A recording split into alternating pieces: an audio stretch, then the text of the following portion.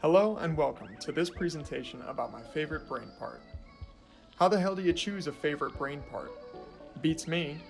Is it the one I find most interesting? Most important? They're all important. Without any singular brain component in its proper place, humans would not behave or operate the same way. So how did I choose a favorite brain part? It was really tough. I tried for days to think of something. Weeks even.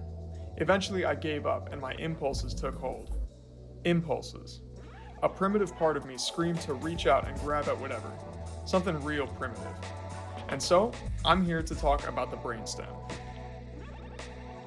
Primitive indeed. The brainstem is the posterior part of the brain, continuous with the spinal cord. Thought to have been the very first kind of brain to ever develop. Almost all modern animals have one. There are very few exceptions, such as the sea sponge. Sea sponges have no brains or nervous tissue at all, officially making them the dumbest living thing of all time. I don't know.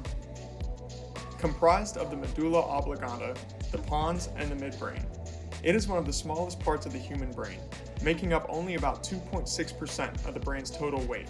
Its function isn't really that important, so I'm just gonna skip to the good stuff. Just kidding. The brainstem, particularly the medulla, is responsible for several autonomic functions that keep us alive. The medulla is mainly responsible for the most basic ones like breathing, heart rate, and blood pressure. It is one of the first brain components to develop from the embryonic MYELENCEPHALON, or the primitive brain, which develops while you're still in the womb. The medulla is accompanied by the pons, yet another indispensable regulatory sensor.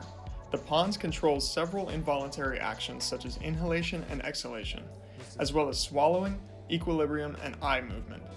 The pons has also been implicated in conditions of sleep paralysis, and is thought to play a role in the formation of dreams as well. During development, the embryonic metencephalon gives rise to both the pons and the cerebellum.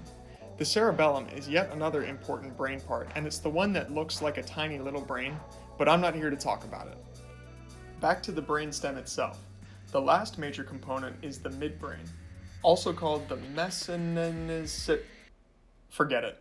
As the component closest to the cerebral cortex and all its subcortical gears, levers, and pulleys, the midbrain is integral for relaying sight, sound, and alertness information to the corresponding lobes of the cortex. Because of this, the midbrain is widely considered to be the oldest part of the brain, its architecture being shared with the most ancient of vertebrate creatures. You may have heard of the term lizard-brained.